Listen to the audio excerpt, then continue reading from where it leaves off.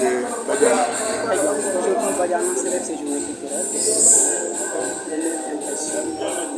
Ma première impression, c'est une impression de sentiment de satisfaction.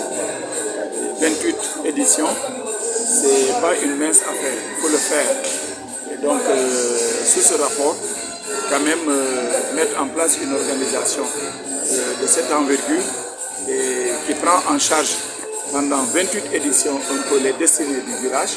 Et je pense qu'il y a lieu d'être satisfait vraiment de cette position-là. Très bien. En tant que maire, l'appui de la mairie. Oui, en tant que maire, ce qu'il faut dire, c'est le partenariat que nous avons avec les associations de villages, avec les villages de façon générale, mais surtout avec les organisations communautaires de base. En particulier, une organisation comme l'Association des journées culturelles et économiques de Badiana, qui a un vécu, qui a un rayonnement qui dépasse la commune de Djinaké, parce qu'elle est citée au niveau départemental. Donc je suis assez bien placé pour faire ce témoignage, d'autant plus que pendant plusieurs mandats, j'ai été membre du bureau justement de cette association.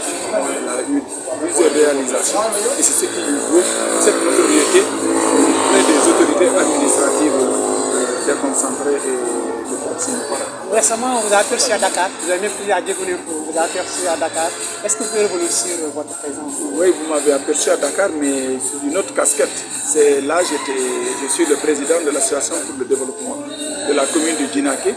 Et à ce titre, nous avons retenu un planning d'activité dont on a noté le week-end culturel à Dakar. Je pense qu'il nous en faut, parce que là-bas, il faudrait quand même aussi montrer à la face des cohabitants, à la face de Dakar, un peu le patrimoine culturel un peu de la Casamance dont nous sommes ressortissants. À l'occasion quand même, j'ai beaucoup apprécié vraiment les couleurs, démontrer le caractère artistique et le caractère loisir également. Mais aussi la satisfaction, c'est que nous avons été soutenus par les représentants politiques justement du département et de la région. Je peux nommer le président du conseil départemental de Bignona, M. Yankoba Diémé, honorable député Ndeyni Magoudiabi, vice-président de l'Assemblée nationale, et honorable député Bakary Djidjou, mais également mes collègues maires, Dr Sekouna Diatta de la commune de Matamboula et Dr Ibrahima Koli de la commune de Kadja. Donc vraiment c'est des retrouvailles et c'est une belle fête quand même, où quand même on a pu allier un peu la culture et le message et une communication. Parce que le thème qui a été développé à l'occasion, il portait sur la problématique du foncier en Casamance. Et cette thématique-là a été présentée par Maître Djibi Diagne, avocat à la Cour qui est spécialisé dans les questions foncières. Vous êtes à votre premier mandat et depuis lors, est-ce que vous pouvez revenir sur votre bilan à mi-parcours? Le bilan à mi-parcours se produit parce que nous sommes peut-être au 12e mois, jour pour jour, quand même de notre première année de mandature.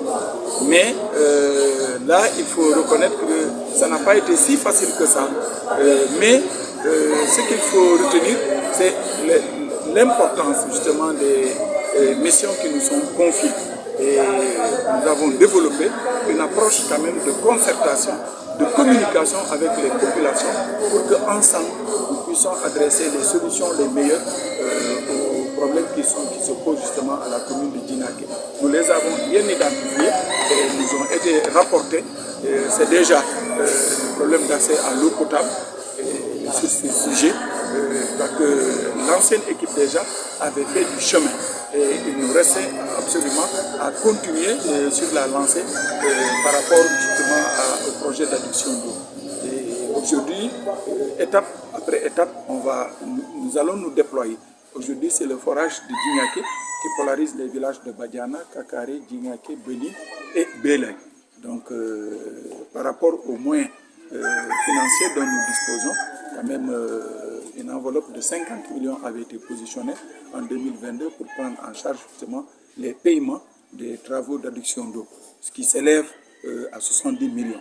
Nous comptons justement continuer avec ce budget 2023 qui va être voté courant janvier, si Dieu le veut bien, et pour compléter un peu ce programme-là et nous déployer continuellement et progressivement au niveau des autres forages et même au niveau du forage de Djingaké parce que le village de Bielay attend également son adduction en eau potable.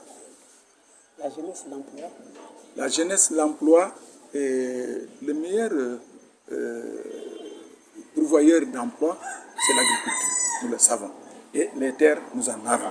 La pluviométrie, en 2020, nous avons initié ici un forum sur l'agriculture dénommé la relance de la riziculture dans la commune de Djingaké dans un contexte de changement climatique.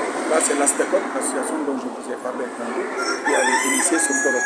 Et à l'occasion, les techniciens venus de toutes parts, de l'ISRA, de l'université Hassan Sek, etc., j'en oublie, nous ont effectivement fait comprendre qu'il y a suffisamment d'eau pour faire de l'agriculture.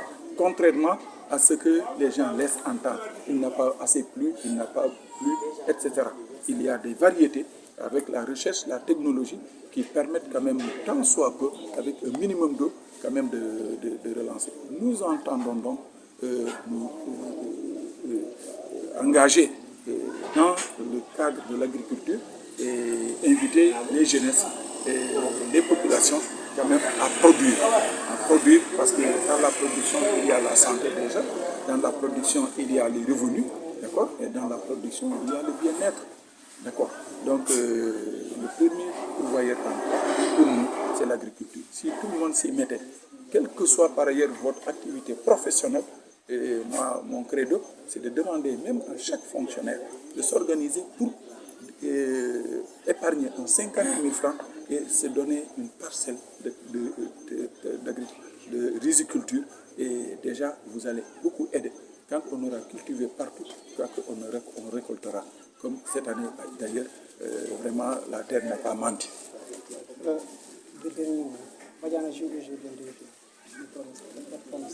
Mon pronostic, ce serait oser, bien que je sois un ancien pratiquant du football. C'est d'ailleurs ce qui me vaut le surnom de l'homme de la deuxième mi-temps.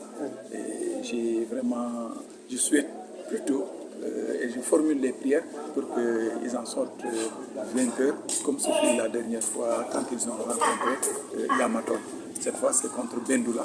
Il se rapporte cette équipe qui a une bonne assise, mais également c'est que Badiana joue du football et du beau football. Merci, je leur fais confiance. Merci beaucoup. Merci. Voilà.